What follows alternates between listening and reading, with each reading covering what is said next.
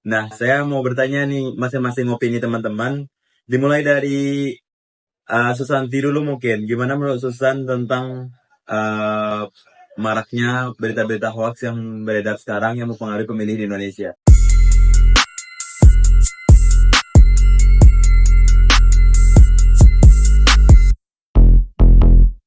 Assalamualaikum warahmatullahi wabarakatuh. Salam, Om Swastiastu, Namo Buddhaya, dan salam kebajikan untuk kita semua. Halo semuanya, kami semua dari kelompok 6 ingin menyampaikan atau berdiskusi tentang materi yang berjudul Pengaruh Media Sosial terhadap Preferensi Pemilih di Indonesia di tahun 2024. Saya sebagai moderator, Rezi Posa Putra LK. Saya Muhammad Egan. Saya Doa Alumi. Saya Nasasia Bulan Setri. Saya adalah Rahmadani. Saya Yeliani Susanti. Selamat menyaksikan podcast kami. Nah, jadi ini teman-teman, menurut data yang ada, pemilih di Indonesia itu banyak terpengaruh oleh media sosial yang ada dan beredar sekarang ini.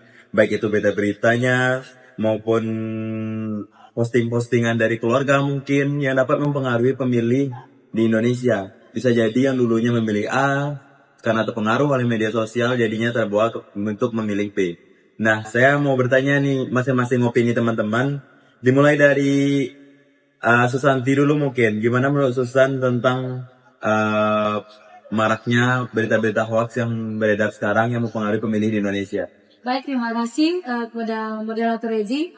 Menurut saya media sosial tidak hanya berfungsi sebagai saluran informasi, tetapi juga membentuk preferensi pemilihan terhadap calon dan partai politik. Konten yang diperluaskan baik berupa video, artikel, maupun meme dapat mempengaruhi opini publik dengan cepat. Misalnya, kampanye yang efektif dapat menciptakan citra positif ataupun negatif terhadap calon hanya dalam hitungan jam. Apalagi di era sekarang, kebanyakan memakai sosial media seperti TikTok, IG, Facebook, Twitter, dan sebagainya yang lainnya. Dan di sini banyak sekali berita-berita yang tidak tepat atau yang cukup bisa dibilang sebagai omongan masyarakat aja, tidak nyata di dalam kampanye tersebut. Begitu menurut saya. Baiklah, mungkin bisa dibilang banyaknya berita hoax itu dapat mempengaruhi juga pemilih orang ya. Pilihan orang dapat berubah seketika hanya dengan berita-berita hoax yang beredar. Baiklah, selanjutnya saya akan bertanya kepada Muhammad Egan tentang opininya soal kasus ini. Baik, terima kasih moderator. Jadi menurut saya pribadi, media sosial ini sangat berpengaruh ya terhadap pemilu di tahun ini. Kenapa saya bilang seperti itu? Karena kalau kita flashback ke tahun-tahun sebelumnya, media sosial itu sebelum hadir, itu masyarakat hanya tahu melalui televisi ataupun berita-berita yang beredar di koran.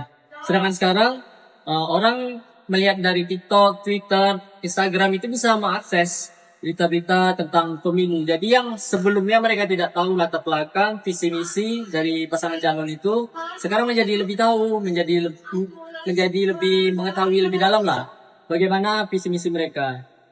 Jadi tidak ragu untuk memilih pada pemilu tahun ini yang telah diselenggarakan kemarin. Begitu menurut saya. Berarti dengan berkembangnya teknologi maka lebih cepat juga informasi yang tersebar ya? Iya. Nah, selanjutnya saya tanya kepada Adela nih tentang pendapatnya soal kasus ini. Bagaimana Adela?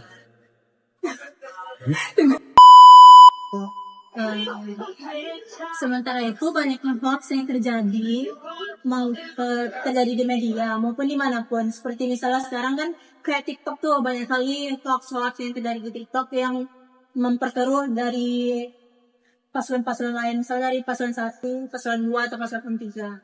Banyak sekali hoax yang terjadi. Jadi resiko penyebaran hoax itu sangat tinggi, menyebabkan bingungnya pemilih dalam pemilu di tahun itu. Berarti hampir sama ya dengan pendapat Egan, dengan maraknya berita yang tersebar dan cepatnya berita tersebar dapat mempengaruhi pemilih di Indonesia. Nah, selanjutnya kita tanya nih pendapat dari Sasi tentang kasus ini. Bagaimana Sasi? Baik, terima kasih. Menurut Sasi, kayak are a generation was like heavily influenced by social media.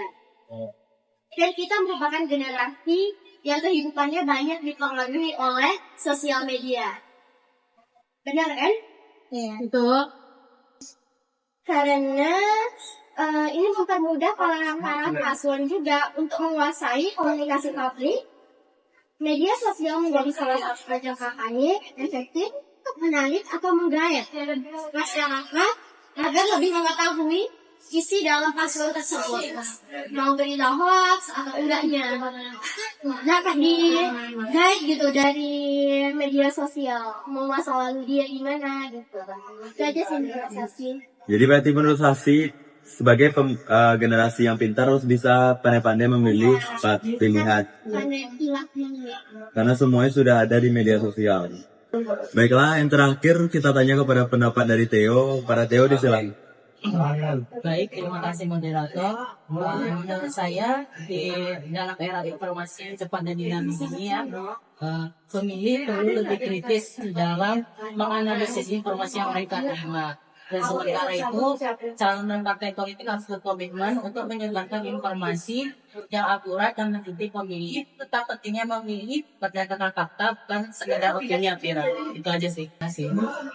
Ya, berarti dari pendapat Theo, di partai politik pun juga harus bertanggung jawab bahwasannya berita itu banyak yang hoax. Jadi kita harus pandai-pandai memilah. Jadi harus ada verifikasi dari, maksud saya, harus ada dari partai politik tersebut berita mana yang betul dan berita mana yang salah. Baiklah, jadi kesimpulan podcast ini yaitu kita sebagai pemilih di Indonesia harus cerdas-cerdas memilah atau memilih pemimpin yang tepat untuk kita ke depannya. Jangan sampai terbawa arus, jangan sampai terbawa berita-berita hoax yang tersebar di media sosial. Baiklah, hanya itu yang bisa kami sampaikan. Kalau ada kata yang salah mohon dimaafkan. Wabillahi taufiq wal hidayah. Assalamualaikum warahmatullahi wabarakatuh.